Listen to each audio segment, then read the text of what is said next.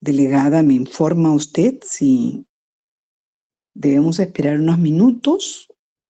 Consulta, ¿le parece? Sí, está bien. 5 minutos de tolerancia. Correcto, en 5 minutos entonces empezamos. Ok.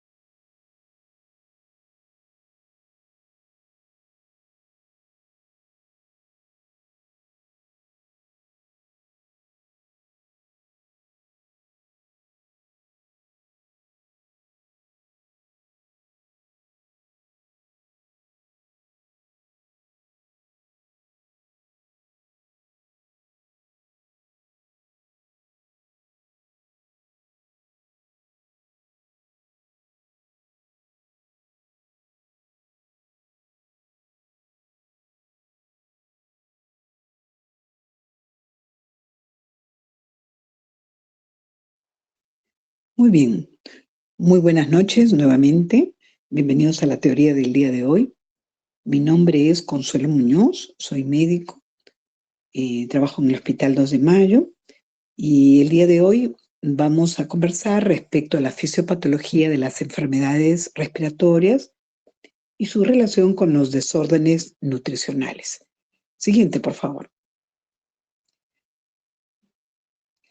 La idea es que a lo largo de este diálogo identifiquemos cuál es el vínculo que existe entre el aparato respiratorio y la nutrición. ¿Qué factores van a intervenir para una adecuada función respiratoria? Si nosotros recordamos como parte, ¿no?, de este desarrollo y crecimiento, ya desde la vida intrauterina, se van a unir una serie de mecanismos a partir de los cuales se va a garantizar un adecuado desarrollo y maduración del sistema respiratorio.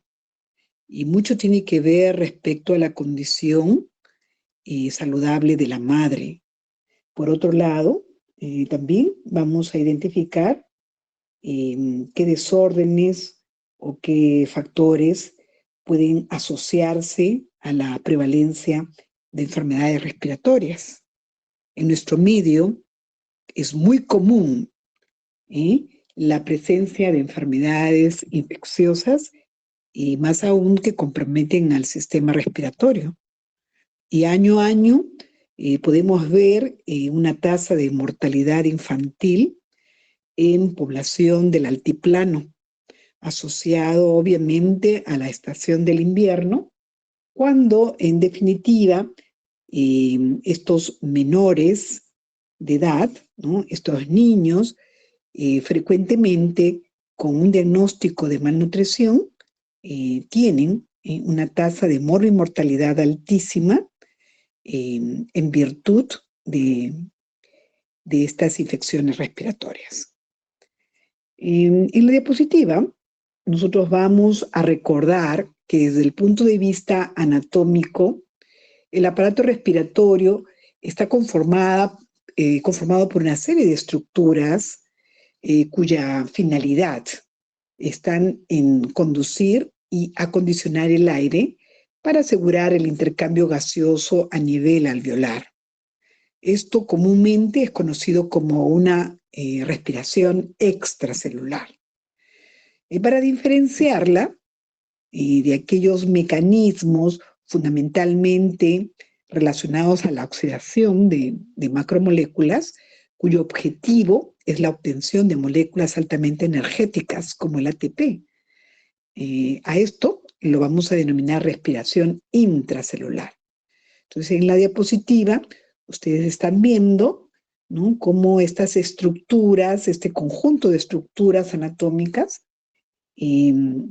van a, obviamente, facilitar, ¿no?, este ingreso de la columna de aire del exterior con una concentración alta en oxígeno, ¿no?, y su pasaje a través de las vías aéreas respiratorias superiores e inferiores, y durante la inspiración, y luego de producirse esta difusión o intercambio gaseoso durante la expiración, se van a eliminar estas moléculas de CO2, ¿sí? Y están observando una molécula de glucosa como a partir de la cual, con una concentración importante de oxígeno en un metabolismo aerobio, ¿no?, finalmente vamos a obtener una oxidación completa y un rendimiento alto en relación a moléculas de ATP, ¿no? Esto puesto que se va a realizar a nivel mitocondrial. Siguiente, por favor. Cuando consideramos, ¿no?, estos procesos respiratorios, nosotros tenemos que recordar que cuando nos referimos a la ventilación, estamos indicando que existe un ingreso y una salida de aire hacia los pulmones. Y esto pues se denominará ventilación pulmonar, ¿sí? Existe una fisiología respiratoria, a partir de los cuales se hacen cálculos de los volúmenes respiratorios. Hay otro término que está relacionado a la perfusión, y es cuando existe participación del sistema, ¿no?, cardiovascular, que bombea la sangre hacia el territorio pulmonar. Y un tercer término que combina los dos anteriores, que obviamente se esquematiza mejor en la difusión, que señala fundamentalmente a este movimiento espontáneo que tienen los gases a partir de la barrera de intercambio entre el alveolo y el capilar, ¿no?, pulmonar alveolar, que se hace de manera pasiva, sin consumo de energía, y debe mantenerse íntegra esta barrera de intercambio gaseoso, que involucra no solamente al endotelio capilar, sino fundamentalmente también a la membrana alveolar y obviamente a los componentes que garantizan este intercambio. Siguiente, por favor. Vamos a conocer que un indicador de la eficiencia está pues representado por el índice ventilación-perfusión, que tiene como iniciales una B chiquita, fracción Q, y esta relación ventilación-perfusión no es homogénea en todo el parénquima pulmonar, ¿no? Idealmente debería guardar una proporción cercana a la unidad. ¿Y qué significa? Que pues tanto la ventilación como la perfusión deben ser equivalentes, ¿no? Pero nosotros vamos a idealmente identificar que esto se cumple fundamentalmente hacia la región media del parénquima pulmonar. Es mayor a 1 en los ápices o vértices, ¿no?, del parénquima pulmonar, y menor a 1 en las bases pulmonares. En la diapositiva que están observando, tenemos que recordar que existe una clasificación anatómica respecto a la composición de la vía aérea. Una vía aérea superior, ¿no?, y otra pues inferior, ¿no? Y este punto de quiebre está fundamentalmente dado, ¿no?, por el inicio de la tráquea. En la vía aérea superior comparte, ¿no?, estructuras en común con el sistema digestivo. El objetivo de esta vía aérea superior está fundamentalmente en acondicionar la columna de aire que ingresa, ¿no?, al sistema respiratorio. Y allí, pues, están fundamentalmente la cavidad nasal, los cornetes nasales, ¿no?, en circunstancias en las cuales inspiramos, ¿no?, aire particulado, aire frío, ¿no? Entonces se va a acondicionar esta columna de aire que atraviesa, ¿no?, la faringe, ¿no?, la laringe con las cuerdas vocales, ¿no?, y pues a continuación está pues la vía aérea inferior. ¿Qué características tiene la vía aérea superior? Es aquella que está pues en contacto directo con el aire exterior y con los probables contaminantes, no solamente locales, porque la cavidad oral contiene flora, ¿sí? De tal manera que podemos, sin lugar a duda, tener una mayor incidencia o compromiso de enfermedades inflamatorias e infecciosas de naturaleza viral o incluso bacteriana, en circunstancias en las que el huésped se encuentra inmunocomprometido o bajan sus defensas de manera temporal o esporádica. A continuación, tenemos la vía aérea inferior. A partir de este punto, nosotros vamos a encontrar que estas estructuras son estériles.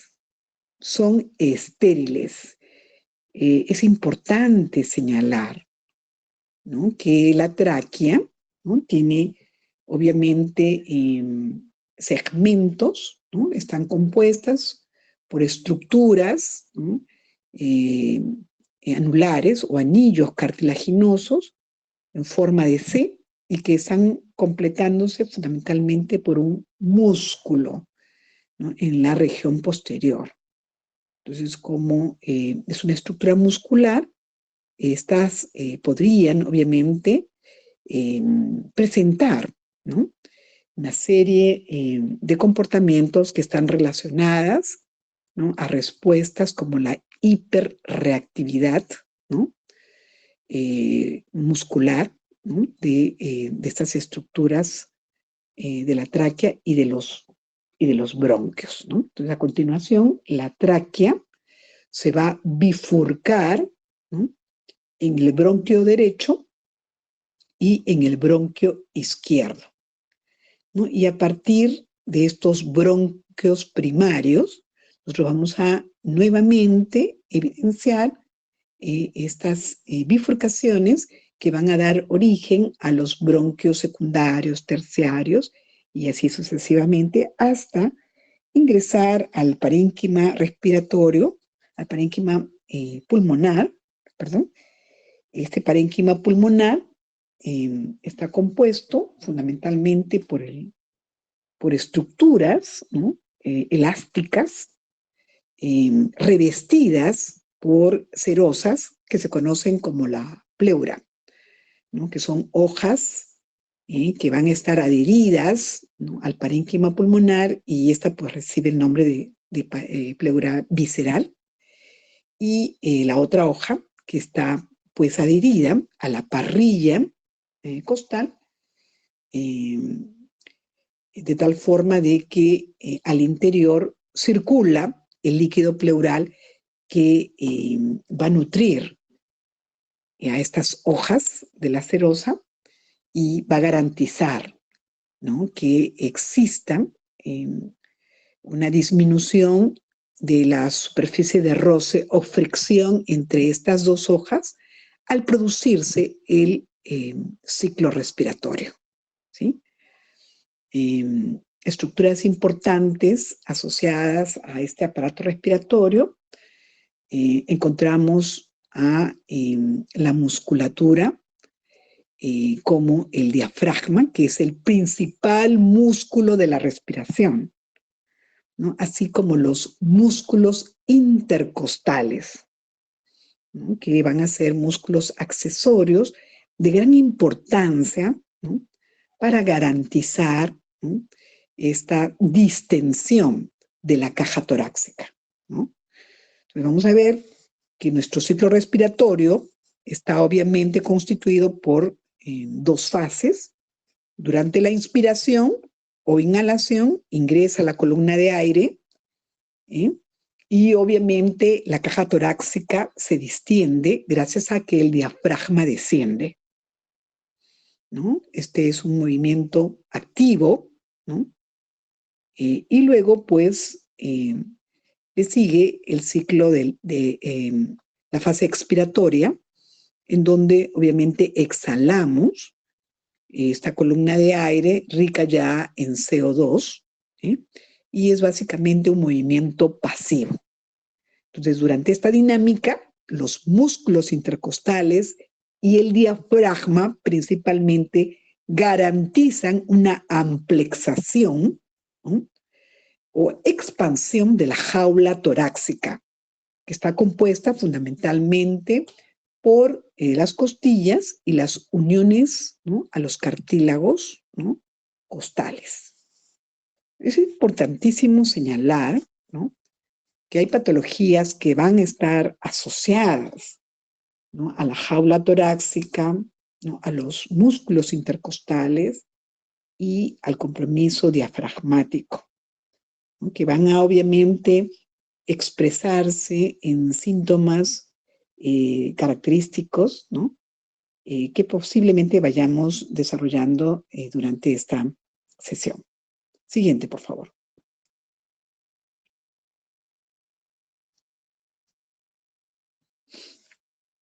Entonces decíamos que durante la inspiración nosotros incorporábamos oxígeno en grandes proporciones del medio ambiente hacia el sistema respiratorio, ¿no? Esta actividad es mecánica e implica una actividad muscular, ¿no?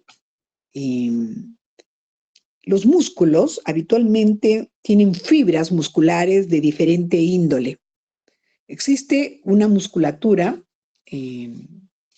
estriada que característicamente tiene fibras musculares de tipo 1, que son ricas, ¿no?, no solamente en glucógeno, sino también en ácidos grasos. Y lo característico de las fibras musculares de tipo 1 es la contracción lenta y sostenida, ¿no? Normalmente deberían existir en el tejido muscular mayor cantidad de fibras tipo 1. Pero las hay también fibras musculares de tipo 2, que se caracterizan por una contracción rápida, pero estas emplean solo glucógeno, ¿no?, como fuente energética.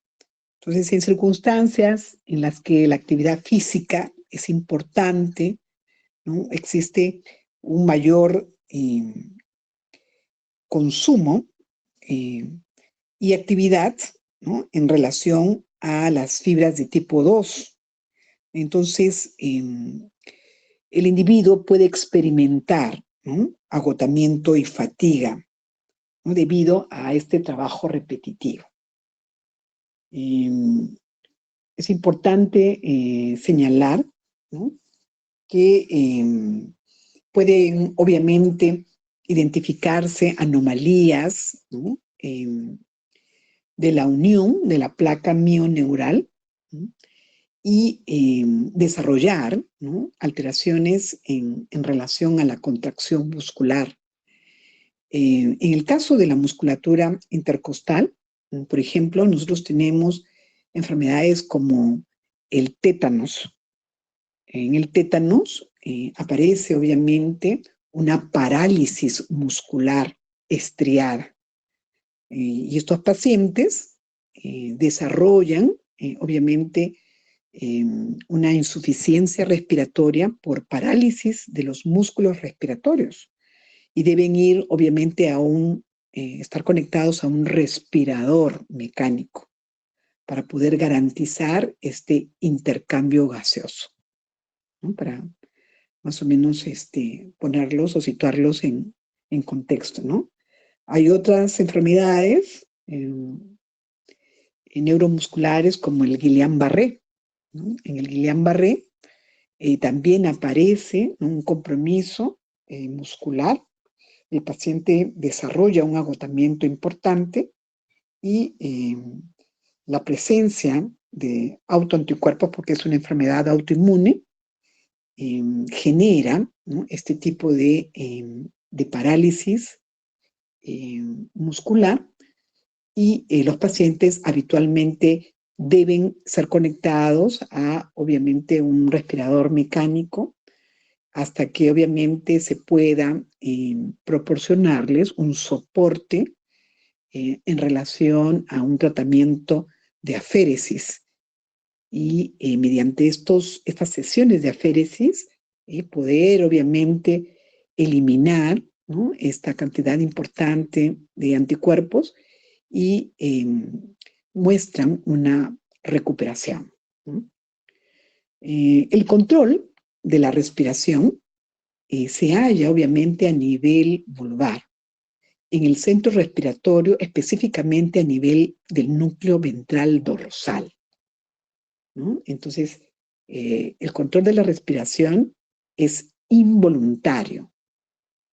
Sin embargo, podemos obviamente educarnos en controlar el ritmo de nuestra respiración, de tal manera de que un acto inconsciente, involuntario, podría tener una participación consciente al educar el ritmo del ciclo respiratorio, ¿no? Cuando probablemente inhalamos, contenemos el aire y luego exhalamos, ¿no? Forma parte de una educación de este ritmo del ciclo respiratorio, ¿no? Decíamos que la finalidad, ¿no?, va a ser fundamentalmente el intercambio de gases a nivel de esta barrera de intercambio gaseoso, ¿no?, a nivel de los alvéolos respiratorios. Siguiente, por favor.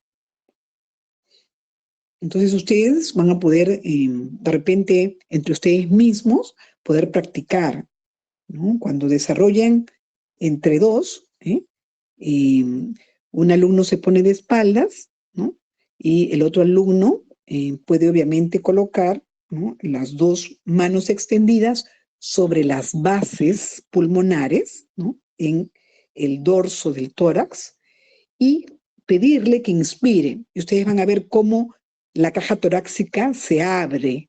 A eso se denomina amplexación, ¿no?, durante la inhalación. Y posteriormente pedirle que exhale, y cómo es que obviamente retorna hacia, obviamente, el espacio original, ¿sí? Entonces es allí donde ustedes van a identificar cómo es que durante el ciclo respiratorio se van a producir modificaciones, ¿no?, a nivel de la caja torácica, gracias a que el diafragma se contrae y favorece, ¿no?, esta amplexación, ¿no? Ustedes, al colocar obviamente las manos extendidas sobre la espalda y especialmente sobre las bases pulmonares, van a ver cómo es que existe este tipo de movimiento, ¿no?, de la amplexación. Muy bien, siguiente. Entonces veamos que aquí, el anterior, veamos en la gráfica cómo es que la barrera de intercambio gaseoso está conformada. Hacia la parte inferior ustedes ven un capilar, ¿no?, pulmonar, un capilar alveolar pulmonar. Ustedes ven ahí los glóbulos rojos y esa célula, ¿no?, a continuación es obviamente una célula del endotelio capilar, ¿no? Tiene como característica ser una monocapa, ¿no? Ahí está la célula endotelial del capilar pulmonar alveolar y en estrecho contacto con el saco alveolar. Y allí tienen en este estrecho contacto que obviamente a continuación está pues un neumocito tipo 2, que tiene por función la fabricación del surfactante pulmonar y de esta manera disminuir la tensión superficial del alvéolo y garantizar que el intercambio gaseoso se dé por difusión. La presencia de surfactante pulmonar, ¿no?, evita el colapso, ¿no?, durante la expiración. Esto es de tremenda envergadura, fundamentalmente en aquellos productos de la gestación, ¿no?, para facilitar, ¿no?, el parto y el alumbramiento, ¿no? Un bebé puede nacer a partir de la 36ª semana de gestación, cuando existe una madurez respiratoria. Y esto significa que la cantidad de surfactante pulmonar que se produce en el neumocito tipo 2 es suficiente para evitar este colapso alveolar, ¿no? Porque es una sustancia tensoactiva y evita, ¿no?, que obviamente la superficie del alveolo se repliegue, colapse.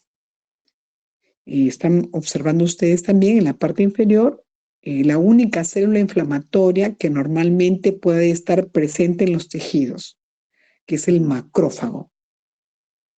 Siguiente, por favor. Entonces veamos que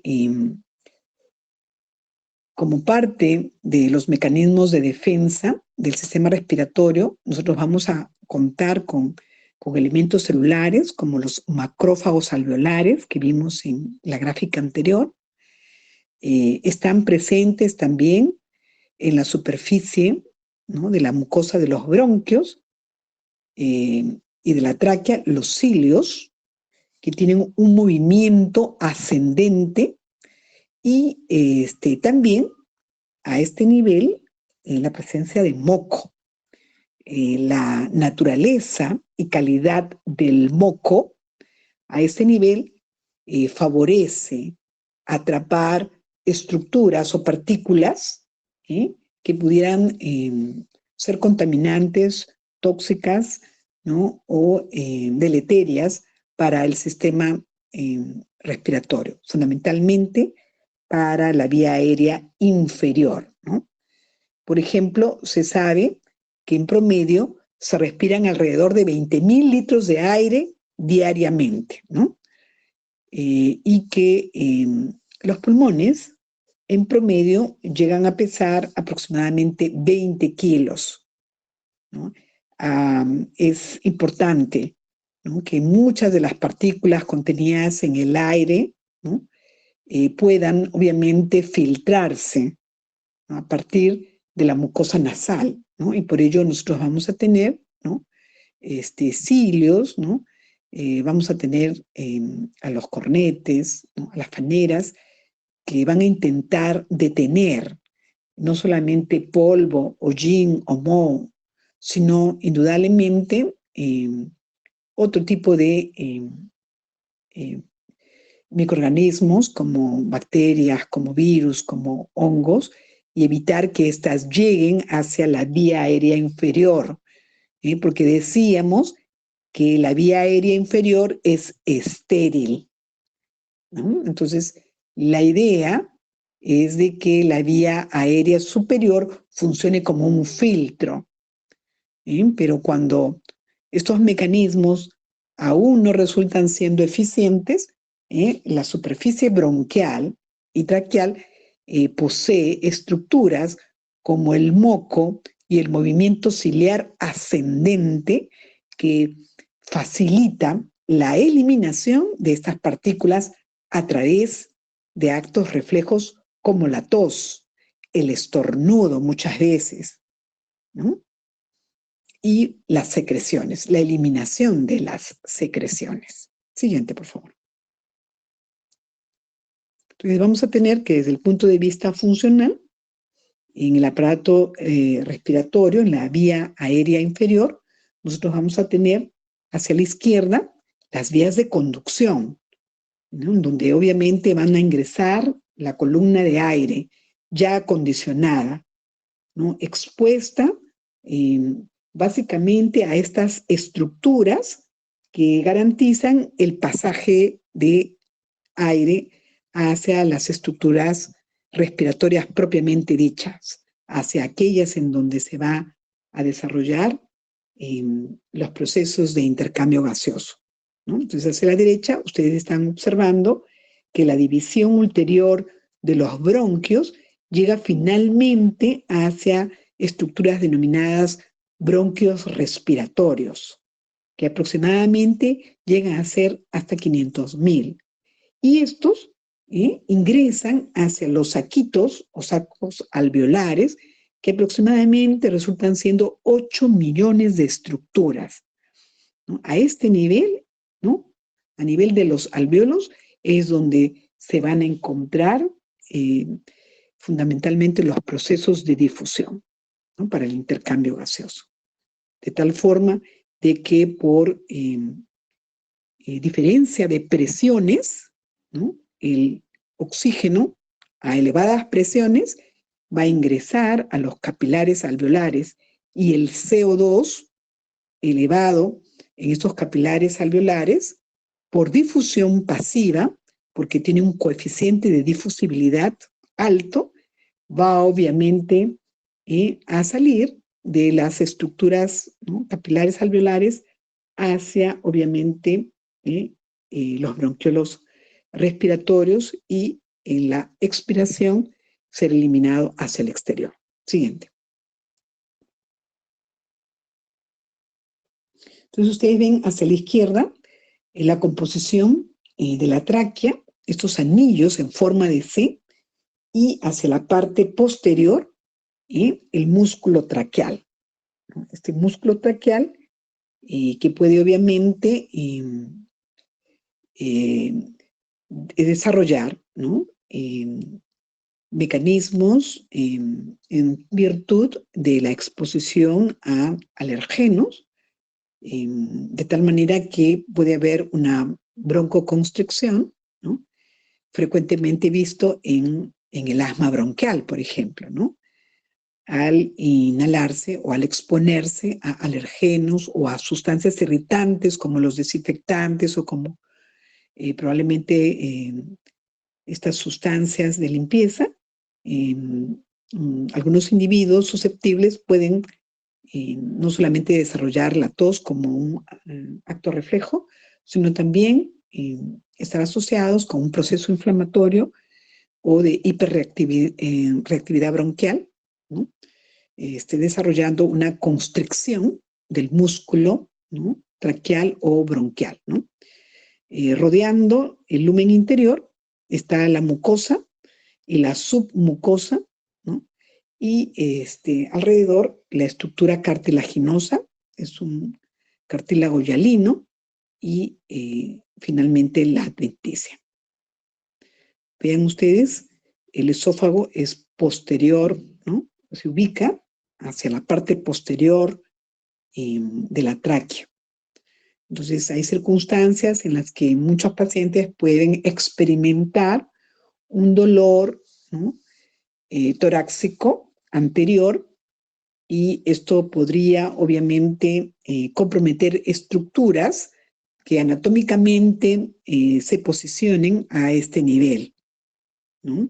Por ejemplo, un dolor torácico podría estar, les mencionaba, puede estar asociado, por ejemplo, al compromiso inflamatorio del cartílago o de la unión condrocostal, ¿no? Las condritis, ¿no? Y cuando nosotros examinamos, ¿no? la región anterior del tórax, estas uniones condrocostales, mediante una digitopresión, entonces decimos el dolor del tórax de este paciente pues se asocia fundamentalmente a la inflamación de la unión condrocostal, ¿no? Una condritis. Pero pueden existir otros pacientes en donde pueden experimentar un atragantamiento, ¿no? Y hay un pasaje de un cuerpo extraño, frecuentemente en los niños, cuando ingieren sólidos, son muy pequeños y pues ingieren sólidos y no tienen un control, ¿no? respecto a la ingesta, ¿no? Por ejemplo, hay niños pequeñitos que ingieren caramelos, ¿no? duros, entonces ellos pueden atragantarse, ¿no? O maní o cualquier otro tipo de hasta juguete, ¿no? Las bolitas, las canicas, ¿no? Y sin pensar, pues, entonces ellos experimentan un dolor, ¿no? Y obviamente una obstrucción aguda de la vía aérea. Entonces se ponen cianóticos, ¿no? Un color azulado de la piel y de las mucosas, porque se ha interrumpido este pasaje de aire. Entonces aparece el dolor y la cianosis como indicativos de que estamos frente a una obstrucción de la vía aérea, ¿sí? Y también puede haber dolor cuando aparece en un grupo de pacientes con un espasmo esofágico también aparece un dolor a nivel anterior, ¿no?, del tórax, que puede comprometer pues a este músculo, de tal forma de que mediante la confección de una historia clínica nosotros podríamos identificar el origen y o naturaleza de la procedencia de este dolor torácico. Siguiente, por favor. Entonces, ¿qué manifestaciones clínicas pueden acompañar a las enfermedades respiratorias? Habíamos dicho que la manifestación más frecuente es la tos. De hecho, que durante la pandemia, yo recuerdo que había unas aplicaciones, se decía que en Corea el 50% del COVID era diagnosticado a partir de los teléfonos inteligentes, cuando a los pacientes se les preguntaba, se les indagaba y mostraban tos de manera importante. Generalmente estos pacientes podían ser diagnosticados tempranamente de COVID y esto pues ayudaba mucho en relación a una identificación temprana. El dolor torácico que acabamos de mencionar, que puede estar relacionado no solamente a la pared torácica cuando se afecta la unión condrocostal, por ejemplo, en las condritis, sino que también puede tener un origen a nivel esofágico o también a nivel traqueal, ¿no?, en los atragantamientos. El estridor laríngeo, cuando posiblemente veamos una estructura que corresponde fundamentalmente a este orificio, ¿no?, que es la glotis, ¿no? Cuando hay un edema a nivel de la glotis, entonces el pasaje de aire, ¿no?, sufre modificaciones y aparece, ¿no?, un sonido característico, ¿no?, que es el estridor, ¿no?, como que el paciente tiene un hambre de aire, ¿no? Esto puede ser muy peligroso, sobre todo en niños pequeños, ¿no? Este estridor laríngeo, cuando es producido por, obviamente, un microorganismo, que normalmente conocemos como coqueluche, ¿no?, puede de alguna manera ocasionar, ¿no?, una dificultad respiratoria porque interrumpe, ¿no?, el adecuado pasaje de aire, ¿no? La hemoptisis, que es básicamente una expectoración que contiene sangre como producto de la ruptura de algunos finos capilares a nivel de la mucosa respiratoria bronquial, ¿no?, o de las estructuras de la vía aérea inferior, ¿no? La expectoración, que es básicamente la eliminación de moco. Esta expectoración puede ser blanquecina, o puede ser purulenta, o puede ser con rasgos de sangre, ¿no? Los estertores, que van a comprometer fundamentalmente a las estructuras de conducción, ¿no?, a la tráquea, a los bronquios primarios, secundarios, y que señalan fundamentalmente la presencia de componentes inflamatorios, ¿no?, líquidos inflamatorios a nivel de las vías de conducción en la vía aérea inferior.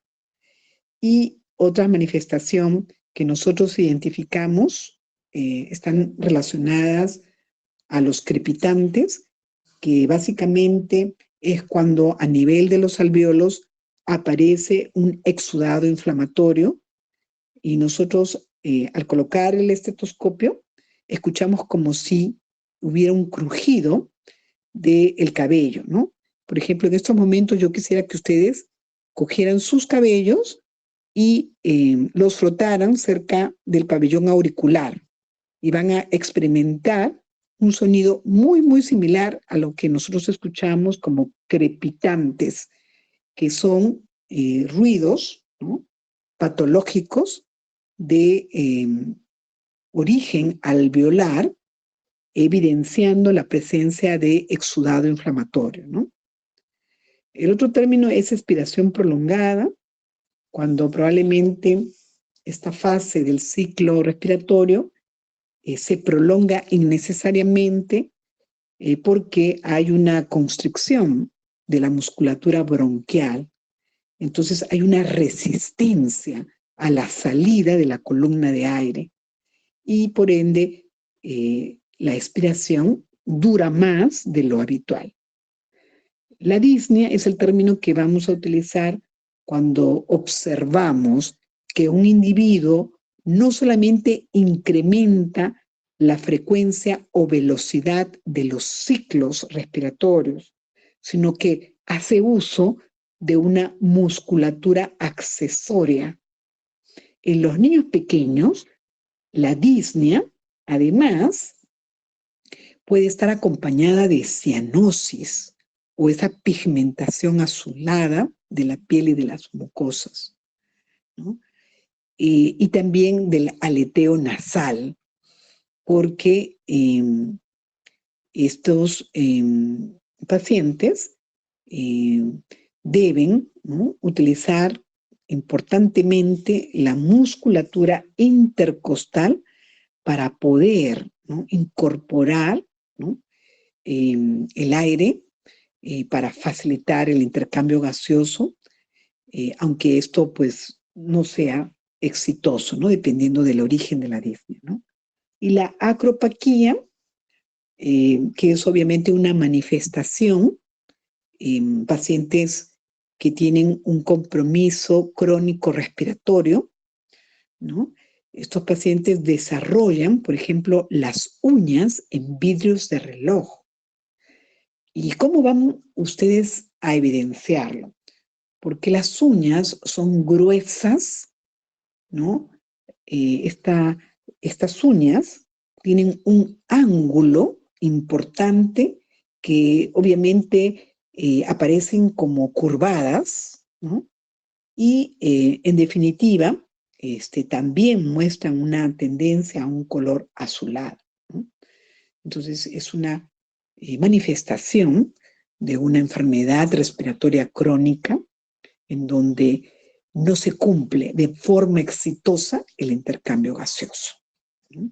Entonces hay una deficiente oxigenación, hay un intercambio gaseoso realmente deficitario.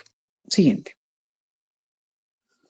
Vean ustedes, hace unos minutos hablábamos, ¿no?, de que este orificio, ¿no?, que da origen, ¿no?, a la tráquea, ¿no?, es un orificio virtual que habitualmente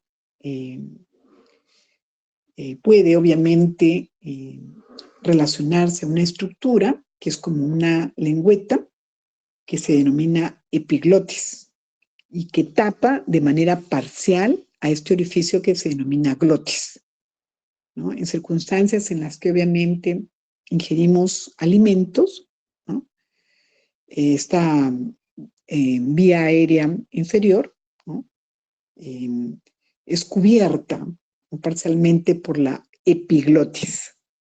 Entonces, al deglutir los alimentos, ¿no?, van a pasar directamente al esófago, de tal manera de que no se va a generar ningún tipo de atragantamiento, ¿sí?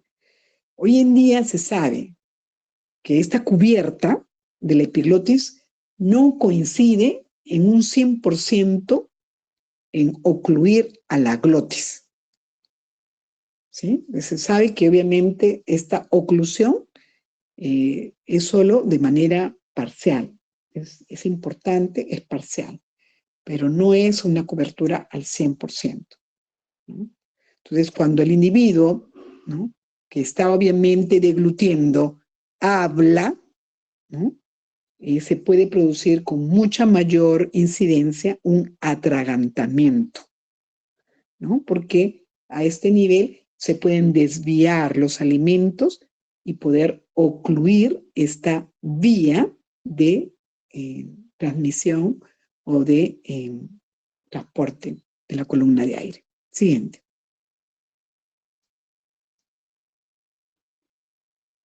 Entonces veamos que una de las manifestaciones más importantes, decíamos que era la tos. Y esta pues se conceptualiza como una expulsión brusca, rápida, del aire durante la expiración, ¿no? Suele aparecer como un mecanismo de protección, ¿Por qué? Porque de lo contrario, ¿no? De no existir, básicamente lo que ocurriría era pues una obstrucción de la vía aérea, ¿no? Hay básicamente 3 fases, ¿no? Durante esta expulsión, ¿no? Durante la fase inspiratoria, de la glotis se apertura de forma amplia, ¿no? Una fase compresiva, donde se cierra la glotis y la presión que alcanza esta columna es de aproximadamente 300 milímetros de mercurio.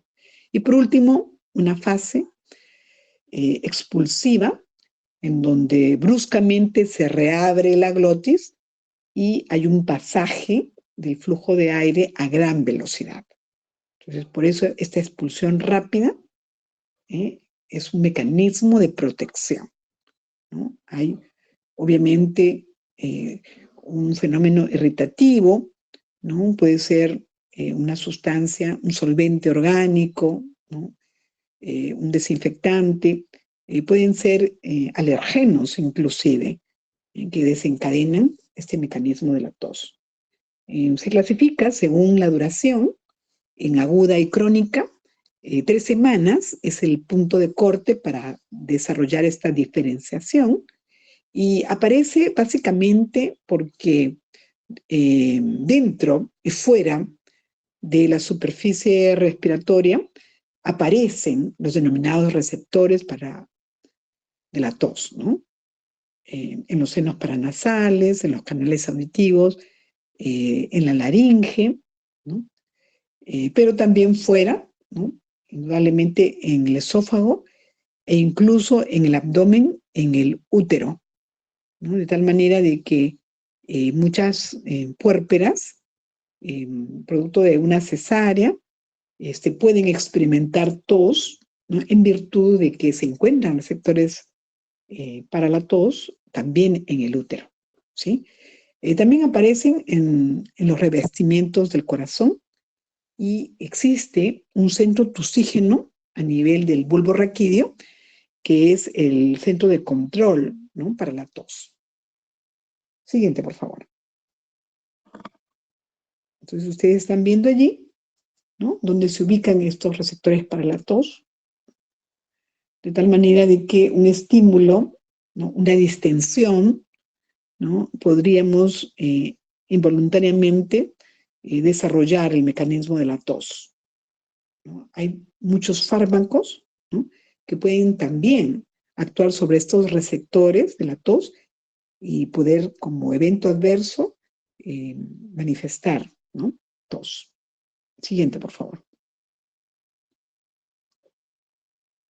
Entonces veamos que también esta estimulación del centro de tusígeno está presente en las cuerdas vocales, en la mucosa de la tráquea, en la mucosa bronquial, en la pleura, en la serosa pleural. De hecho, que cuando nosotros tenemos una patología a nivel de la pleura y se acumula un volumen de líquido inusual, mayor al que normalmente aparece, porque obviamente hay unos pocos mililitros que sirven como lubricante entre las 2 hojas. Entonces, si este volumen se incrementa, puede dar origen a lo que conocemos como un derrame pleural. Y una de las manifestaciones tempranas es la presencia de tos, ¿sí? Entonces, fuera del tracto respiratorio, decíamos en el útero y el conducto auditivo externo. Este centro tusígeno tiene una vía aferente que es a partir del nervio trigémino con el glosofaringeo y el laringeo superior, el vago hacia el bulbo raquídeo, ¿no? Ahí está obviamente la vía de llegada. Y una vía de retorno o eferente que es a través del nervio laringeo recurrente y también de los propios nervios raquídeos. Siguiente. Bueno, entonces, a partir de aquí ya podríamos tener a lo mejor una idea de cómo resulta comprometida el aparato respiratorio, ¿no? Cuando, en definitiva, compromete los sistemas de conducción y reducen los diámetros de la vía aérea, y esto por mecanismos inflamatorios, presencia de líquidos inflamatorios, o por una reducción, ¿no? De los orificios intraluminales. Lo que aparece aquí fundamentalmente es un silbido. En el asma bronquial, la reducción por la contracción del músculo liso genera, ¿no? Que al momento del pasaje de aire, durante la expiración, se escuchen los denominados sibilantes o silbidos, ¿no? Cuando es leve, los escuchamos solamente al estetoscopio, pero cuando es severo, los sibilantes se pueden obviamente escuchar simplemente colocando el pabellón auricular sobre el tórax del paciente, ¿no? Entonces, en el asma bronquial son característicos, también pueden aparecer en las bronquitis crónicas y en una condición que se denomina enfisema pulmonar, en donde hay un atrapamiento de aire a nivel del parénquima pulmonar, ¿no? Esto puede ocasionar una dificultad respiratoria en el paciente. Y hay, pues, en la consulta externa, algunos principios a partir de los cuales nosotros podemos tomar partida. Por ejemplo, medimos algunos flujos como el expiratorio y también empleamos algunos equipos como los espirómetros portátiles. Cada paciente puede de alguna manera adquirir su propio espirómetro y poder monitorear cómo está este flujo expiratorio pico y poder registrar, ¿no? De alterarse importantemente, puede modificar este intercambio gaseoso y disminuir, ¿no? Los niveles de oxígeno circulante en sangre, de tal manera que se genera pues un paciente que tiene hipoxia de manera significativa. Y en este grupo de pacientes crónicos, de manera adaptativa, se va a ver un estímulo a nivel de la médula ósea roja y se van a ver muy rosados porque se incrementa la producción de glóbulos rojos para compensar los niveles del oxígeno disminuido circulante, ¿no? En cambio, si la hipoxemia es aguda, lo que se puede observar es una cianosis y la hemoglobina reducida es responsable de esta pigmentación azulada de la piel, pero por sobre todo de las mucosas y de las uñas, ¿no? Siguiente. Entonces, decíamos que los pacientes con enfermedades respiratorias pueden obviamente tener diferentes mecanismos a partir de las cuales desarrollan una insuficiencia respiratoria o una incapacidad para garantizar este intercambio gaseoso. Y desde un bloqueo a nivel de la barrera de intercambio, a nivel del alveolo y del capilar, por ejemplo, cuando aparece un exudado inflamatorio en presencia de un proceso infeccioso, ¿no? del alveolo, esto es una neumonía, o también por la presencia de un cuerpo extraño o la imposibilidad de expulsar la columna de aire en una patología obstructiva de la vía aérea, o la presencia de afecciones parenquimales como la fibrosis pulmonar, en donde lamentablemente se impide, ¿no? La expansión y el intercambio entre esta barrera de intercambio entre los alvéolos y el capilar, ¿no? O defectos que están relacionados a este índice de ventilación-perfusión, ¿no? Afecto por la presencia de shunts arteriovenoso o alteraciones propias vasculares de los vasos pulmonares. Siguiente. Entonces vamos a ver dos patologías muy frecuentes en nuestro medio. Una de ellas es la tuberculosis. Ustedes están observando una radiografía de tórax en donde aparece sobre esta superficie oscura que denota al parénquima pulmonar, que está obviamente insuflado o incorporado con aire. Y por eso es que en la radiografía se observa una radiotransparencia, ¿no?, por la presencia de aire a nivel del parénquima pulmonar. Entonces, estas estructuras, ¿no?, oscuras denotan al parénquima pulmonar, en donde se hace el intercambio gaseoso, en tanto que las estructuras radiopacas o blancas van a significar fundamentalmente las estructuras óseas o los órganos sólidos como el corazón, ¿no?, donde ven ustedes básicamente hacia la región precordial, ¿no?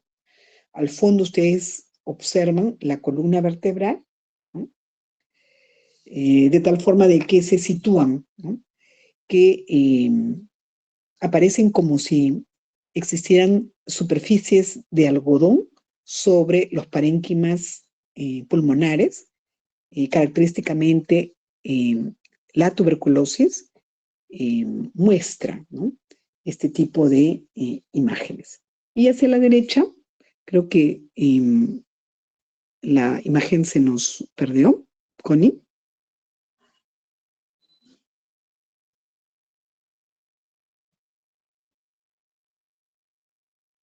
¿Sí? Yo no veo muy bien porque como es el celular.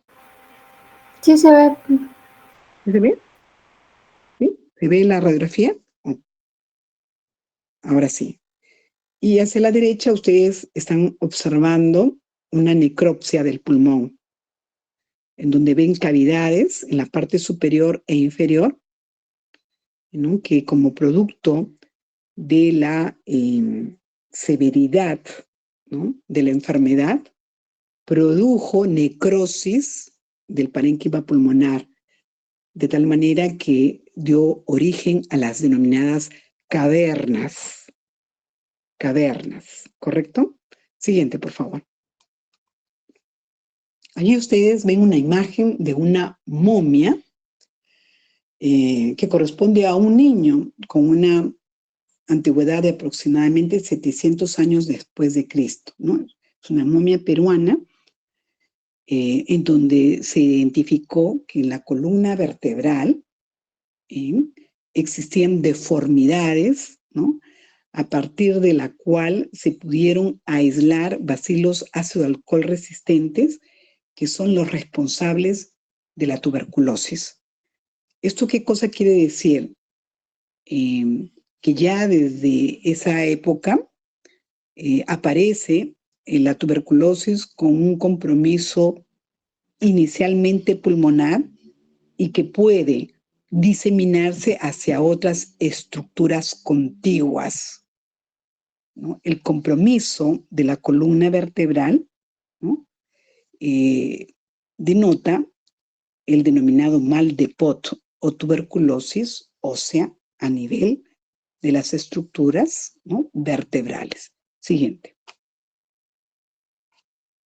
Esta es una fotografía de un personaje, ¿no?, que históricamente se conoce como Margarita Gautier. Entonces, en la literatura peruana, esta facies, ¿no?, que denota fundamentalmente las características de la tuberculosis en pacientes que desarrollaron, ¿no?, estigmas, ¿no?, en aquella época, describen de manera romántica cómo se adelgazaban estos pacientes y cómo se comprometía el sistema respiratorio, originando mecanismos de adaptación que hacían ver, ¿no?, a la persona hasta indudablemente bella por los rasgos desarrollados, ¿no? Entonces ustedes ven a una mujer que probablemente tenía un rostro muy afinado, que tenía los labios muy rojos en virtud de esta mayor formación a partir del estímulo de la médula ósea roja por la hipoxemia a la que estaba expuesta. Entonces, nosotros, cuando vemos a un paciente muy adelgazado, pálido, con hasta los labios rojos, podríamos obviamente recordar, ¿no?, la expresión de la facies de Margarita Gautier, ¿no?, una mujer que obviamente tenía el diagnóstico de una tuberculosis pulmonar, ¿no?, y que había sido descrita tan detallistamente por, obviamente, este escritor local. Siguiente. Y cuando hablamos de tuberculosis, tenemos obviamente que remontarnos hacia una norma técnica. El MINSA pone obviamente en conocimiento la norma técnica 104, en donde el diagnóstico de la tuberculosis en nuestro país está básicamente relacionada a estrategias como la identificación temprana del sintomático respiratorio, es decir, un individuo que muestra una expectoración por más de 15 días y que al tener manifestaciones generales como pérdida de peso, como astenia o decaimiento, debería someterse a una valoración por parte del laboratorio para identificar, ¿no?, a los bacilos ácido alcohol resistente mediante la toma de muestra del esputo para el estudio de la baciloscopía, ¿sí? Entonces, aquí hay algunos términos que los van a identificar mejor en este documento técnico que pueden obviamente encontrarlo, ¿no?, fácilmente, o también se los proporciono yo a la delegada. Siguiente, por favor. Entonces, cuando de tuberculosis se trata, vamos a hablar de un paciente que tiene tos por más de 15 días, muchas veces con expectoración. A esto se conoce fundamentalmente como sintomático respiratorio. Puede mostrar fiebre, es decir, una temperatura de 38 grados, o febrícula, ¿no?, pérdida de peso, cuantificado o no, decaimiento, esta sudoración que es vespertina y que muchas veces el paciente describe de manera muy molesta, la presencia de hemoptisis o una expectoración con sangre y la pérdida de apetito. Siguiente, por favor. En la norma técnica, ustedes van a encontrar algunas definiciones importantes. Y es que una de las estrategias para el diagnóstico resulta en la identificación de los contactos. Y esto, pues, cuando el paciente tiene una relación directa con un individuo cuyo diagnóstico ha sido de tuberculosis, ¿no? Y este contacto puede ser dentro del domicilio y se denomina intradomiciliario, o extradomiciliario, aquel en donde definitivamente fuera de casa, pero que comparte ambientes comunes en el centro de estudios, de trabajo, ¿no? Y este contacto extradomiciliario habitualmente es por varias horas. Siguiente. La tuberculosis se transmite cuando se inhalan estas gotitas de flúger que contienen a estos núcleos suspendidos, ¿no?, de un paciente que tiene tuberculosis pulmonar o tuberculosis laringea, ¿sí? Esta forma activa de tuberculosis, ¿no?, que emiten estas gotitas que ustedes están viendo, se transmiten obviamente al toser, al estornudar, al escupir o incluso al hablar. Entonces son inhaladas por el contacto que es muy cercano. O cuando probablemente se acude, ¿no?, a un ambiente tremendamente hacinado, como son las salas de urgencia o las salas de hospitalización, ¿no? Por lo que es imprescindible utilizar, ¿no?, fundamentalmente los respiradores. Y en aquel paciente que tose y que es bacilífero, definitivamente colocarle la mascarilla, ¿no? Porque esa es la forma segura de que obviamente no transmitan, ¿no?, estos núcleos suspendidos, ¿no? Siguiente, por favor. En la mayoría de veces, la exposición natural a estos micobacterios tuberculosos para desarrollar la enfermedad se requiere a un huésped susceptible. Entonces, esta exposición en un 70-90% no necesariamente va a causar la enfermedad. Es posible que sea solo en un 10-30% de las veces.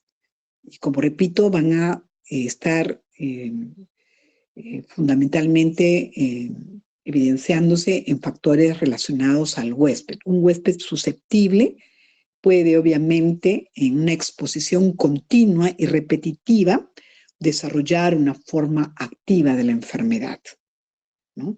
Y si es que obviamente no se diagnostica a tiempo y no se tratan oportunamente, existe un riesgo importante de morir, ¿no? No solamente de contagiar, sino también de morir. Siguiente. Entonces veamos que en esta tabla, así de manera muy escueta, en un diagnóstico confirmado de tuberculosis, ¿no?, pulmonar, en 73 casos, miren más o menos la frecuencia con la que aparecen los síntomas. En la mitad hay tos con expectoración. Es decir, si nosotros identificamos al sintomático respiratorio, tenemos una probabilidad alta de poder llegar a hacer un diagnóstico temprano. Entonces, un 20% más o menos, 21% mostró fiebre, un 15% pérdida ponderal importante, un 11% hemoptisis y probablemente un 4% no hubo identificación temprana de los síntomas, es decir, fueron asintomáticos.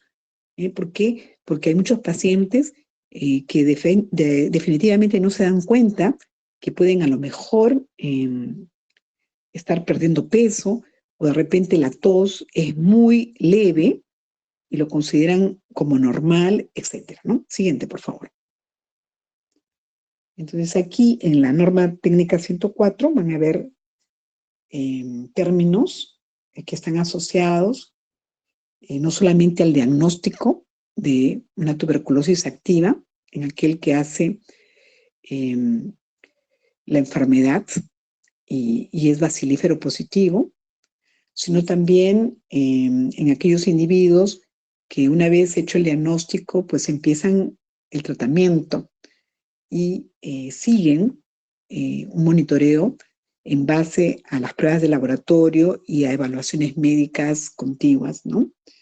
Entonces, muchos de estos pacientes que reciben el tratamiento pueden obviamente al final recibir un diagnóstico de curado y la baciloscopía resultó siendo negativa.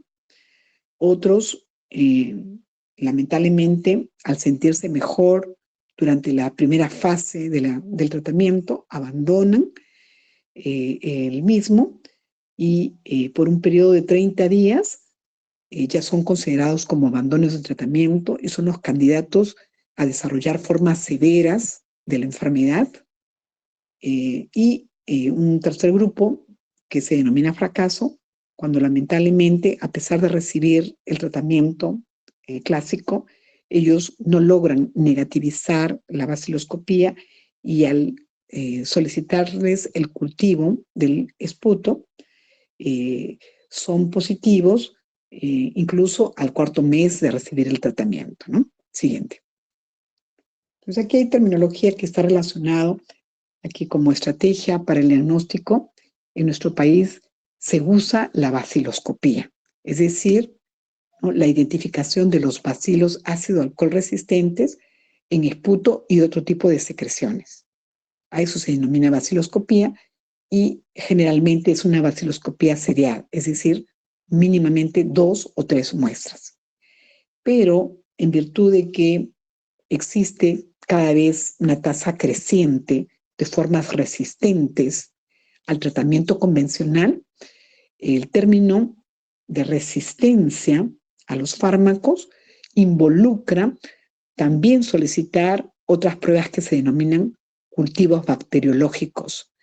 Y mediante los cultivos bacteriológicos nosotros podemos obtener información respecto a la sensibilidad a los fármacos de primera línea para el tratamiento convencional de la tuberculosis. Entonces, cuando en el cultivo la sensibilidad, ¿no?, resulta probada, podemos denotar que este paciente puede mostrar resistencia a uno o más fármacos. Y por ende, nosotros vamos a tener formas más severas de la enfermedad, como tuberculosis multidrogo resistente o MDR, y una definición es la resistencia no solamente a la isoniazida, que está esquematizada como una H, sino también a la rifampicina, que está esquematizada como una R.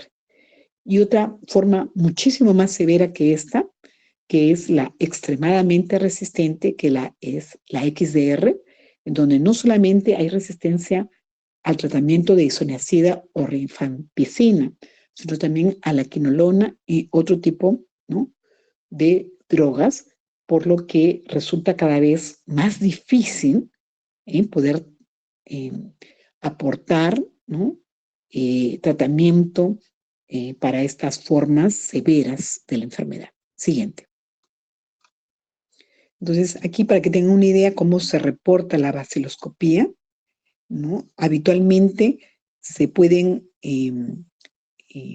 emplear lecturas al microscopio que pueden oscilar desde 100 campos hasta 20 campos. Y cuanto más frecuentemente se vean estos bacilos ácido alcohol resistente, nosotros vamos a utilizar una nomenclatura de cruces, ¿no?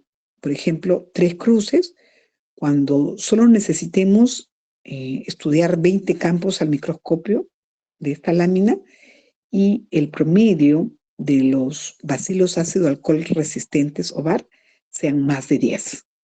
Siguiente, por favor. Esta es la norma técnica de la cual les hablo, la norma técnica de salud, la 104, para el diagnóstico de la tuberculosis por el laboratorio y asimismo los esquemas terapéuticos, ¿no?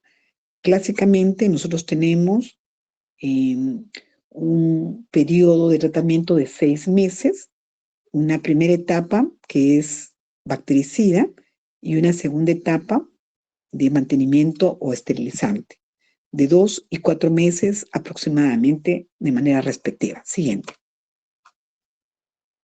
Y la forma severa, como multidrogo resistente, cuando probablemente identifiquemos que el contacto del paciente, denominado caso índice, fue diagnosticado también de multidrogo resistente, generalmente en pacientes que tienen tuberculosis pero que conviven con el VIH, ¿no?, y que son inmunosuprimidos, en aquellos individuos que definitivamente tuvieron abandono del tratamiento en una primera oportunidad, en múltiples circunstancias en las que se traten de personas privadas de la libertad o en pacientes que tienen un contacto fallecido por tuberculosis en el mismo personal de salud, porque el factor de exposición es grande. Todos estos pacientes podrían de alguna forma mostrar factores de riesgo importante para desarrollar esta forma severa de tuberculosis. Siguiente. Y por último, la bronquitis, que en realidad, como su nombre bien lo dice, es una inflamación de los bronquios. En múltiples oportunidades hay que obviamente clasificarla como un trastorno inflamatorio de las vías de conducción y que por el tiempo de enfermedad podrían ser agudas si obviamente se desarrollan solo por espacio de algunos días, o crónicas si probablemente pasan las 3 semanas, ¿no? Los síntomas van a ser muy molestos, ¿no? Pueden haber síntomas generales como dolores en el cuerpo, la fiebre, el cansancio, y fundamentalmente la congestión y el goteo nasal, ¿no? En algunos individuos hasta presentar vómitos y diarrea, ¿no? Cuando esto aparece, hay que obviamente tratar de manera sintomática. La mayoría de las veces son agentes infecciosos virales los responsables, pero esto no quita que puedan obviamente complicarse con patógenos bacterianos, y en esas circunstancias a lo mejor es necesario ya el tratamiento con antibióticos. Siguiente.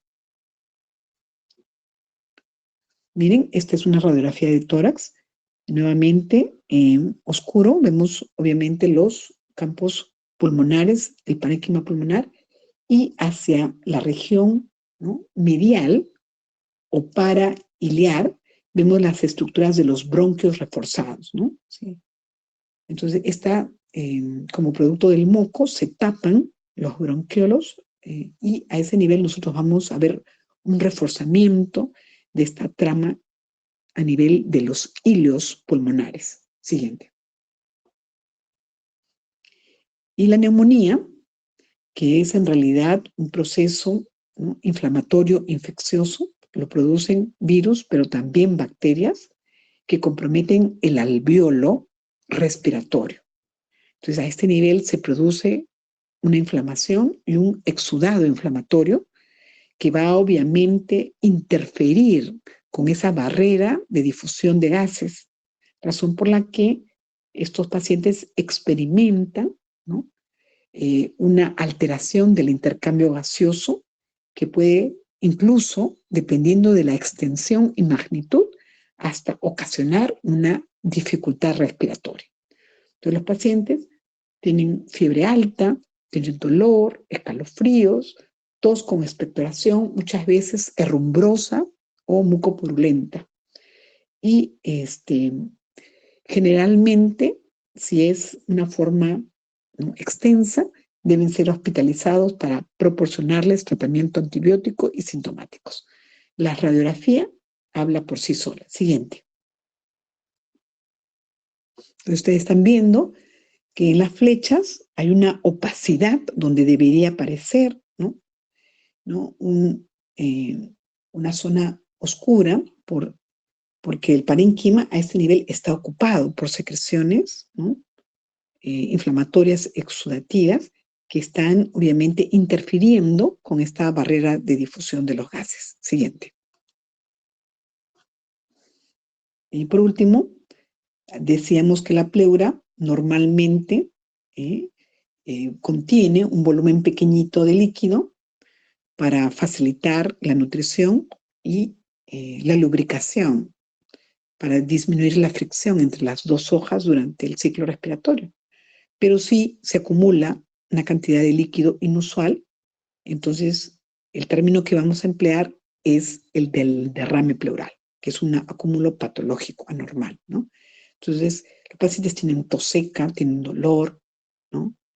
Muchas veces la expresión del derrame pleural en gente muy joven puede significar una tuberculosis que ha comprometido, además del parénquima pulmonar, también la pleura por contigüidad, ¿no? Otras veces puede significar simplemente un derrame paraneumónico, cuando el individuo tiene una neumonía y por contigüidad también compromete a la pleura.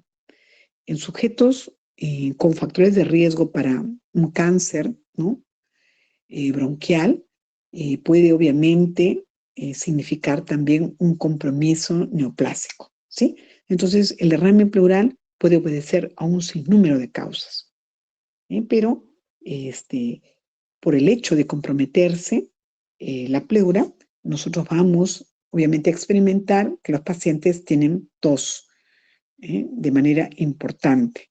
Y si el derrame es masivo, el paciente va a experimentar una insuficiencia respiratoria, razón por la que debe ser rápidamente intervenido, no solamente para llegar a un diagnóstico definitivo, sino para una medida terapéutica. Se extrae el líquido de la pleura con cualquiera de estos dos fines o con los dos. Siguiente.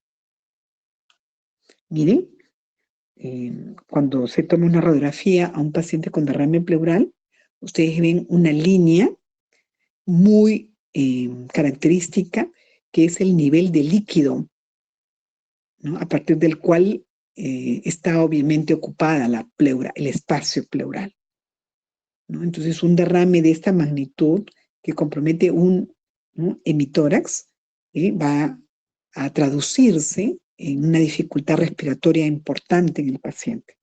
Entonces, normalmente ustedes a este grupo de pacientes van a ver que el médico tratante, ¿no?, hace una punción, ¿no?, torácica, ¿no?, una toracocentesis para extraer líquido de la pleura con la finalidad de hacer el estudio del líquido pleural, definir la etiología y, ¿por qué no?, en estas circunstancias, drenar a fin de mejorar la condición clínica del paciente. Siguiente.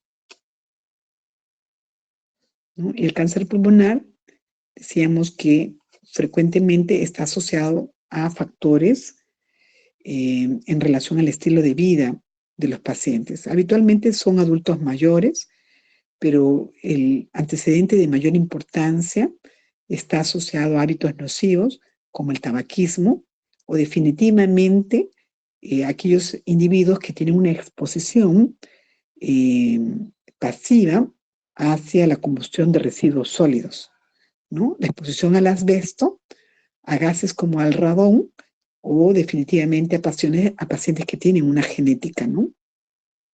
Buena parte de estos individuos tienen tos crónica y también hemoptisis, ¿no?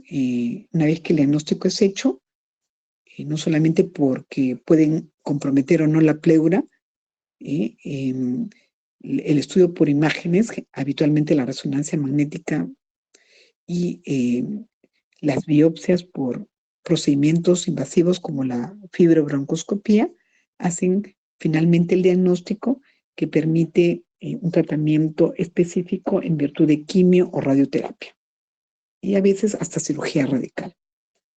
Siguiente.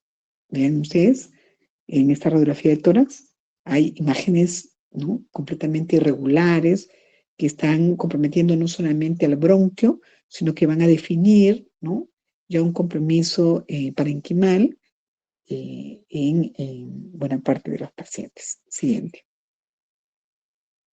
Entonces, la nutrición está involucrada no solamente como parte de los procesos respiratorios, en donde se provee de oxígeno para garantizar una oxidación de nutrientes. El ciclo respiratorio de por sí consume aproximadamente un 3% de la energía total de un individuo. Ahora, si el paciente es portador de una enfermedad respiratoria, este porcentaje se incrementa a pasos agigantados. Entonces, dependiendo de la severidad o magnitud del proceso respiratorio. El compromiso o el involucramiento del sistema digestivo, porque a partir de allí nosotros vamos a obtener la procedencia de los alimentos, y es que la calidad, ¿no?, de los mismos, la provisión regular, ¿no?, de una dieta balanceada para garantizar no solamente macronutrientes, sino también micronutrientes en el desarrollo de estructuras, es crucial. Y como participación del sistema circulatorio como un sistema conector de todos los sistemas.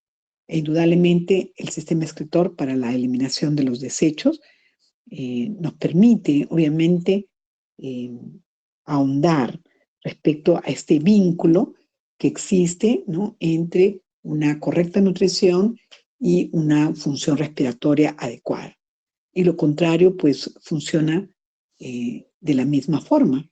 ¿Por qué? Porque de no proveerse esta dieta balanceada, podríamos obviamente interferir con un adecuado crecimiento y desarrollo en el bebé, en el niño, y que en definitiva no solamente compromete las estructuras propias respiratorias, porque recordarán que el parénquima respiratorio es fundamentalmente un tejido elástico, rico en hidroxiprolina, en elastina, ¿no?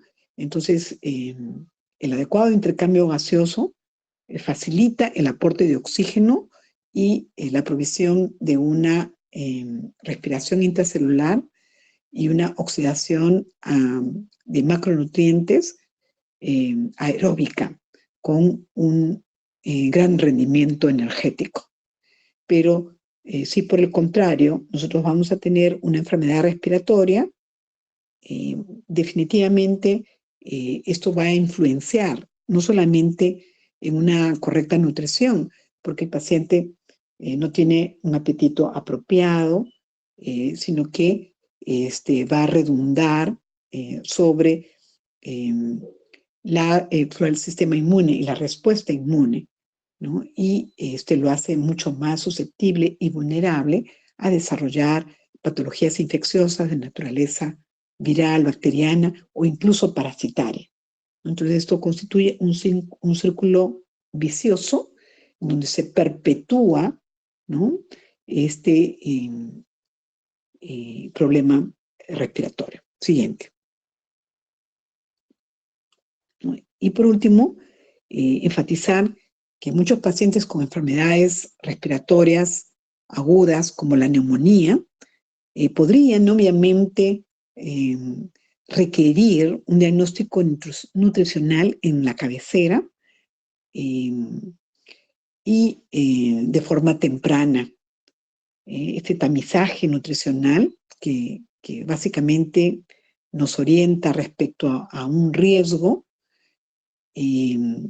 pasa por una valoración, ¿no? Pasa por la medición de la medición antropométrica o de indicadores, ¿no?, estudios que permitan, obviamente, desarrollar este diagnóstico en el más corto plazo y una vez hecho, pues implementar una terapia nutricional especializada para poder, obviamente, proveer, ¿no?, de un elemento constitutivo fundamental para la recuperación del paciente, ¿no? ¿Por qué? Porque se sabe hoy en día que este soporte nutricional va de la mano con la intervención terapéutica, con el manejo de antibióticos, de tal manera que esta suplementación nutricional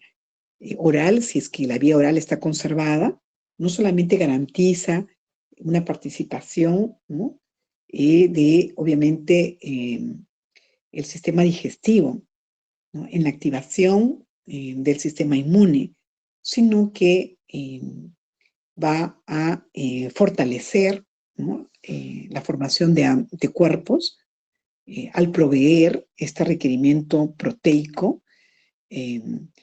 suficiente y necesario, ¿no? El aporte calórico es importante, ¿sí?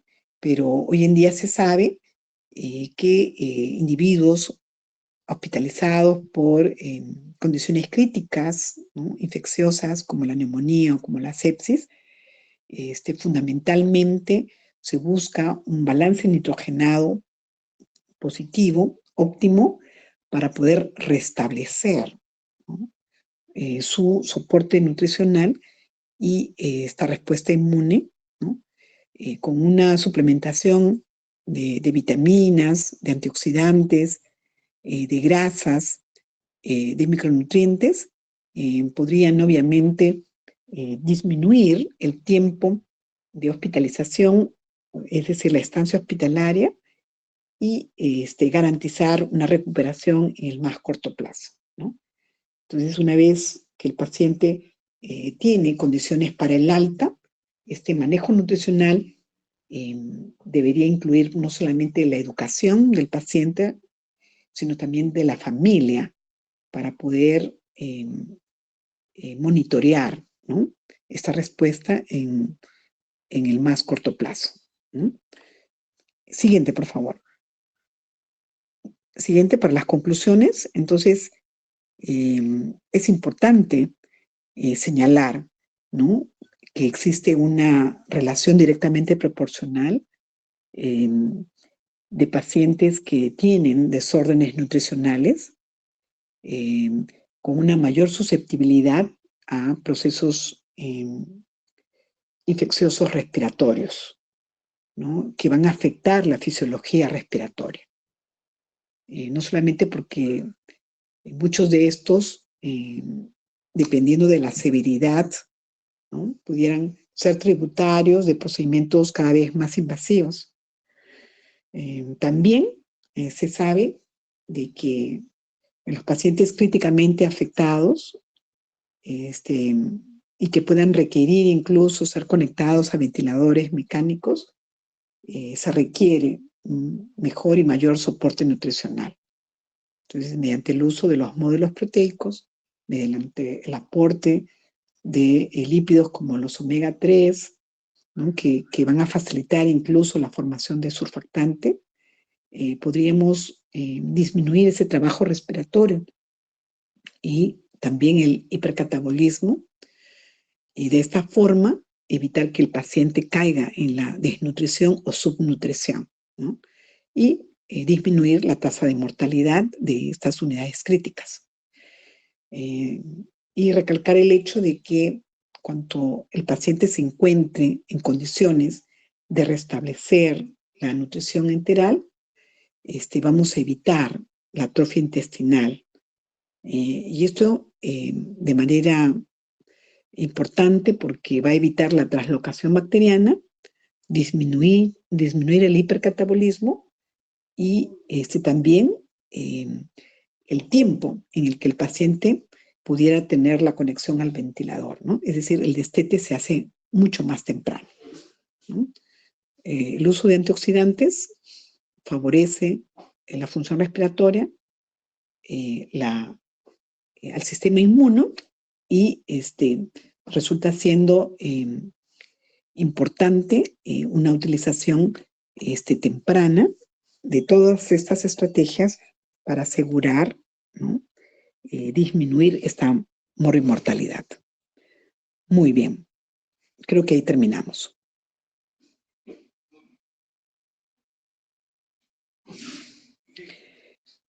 Bien, yo les agradezco mucho la atención mostrada. Espero que durante las prácticas o su rotación hacia las áreas de hospitalización puedan observar de manera detenida, ¿no?,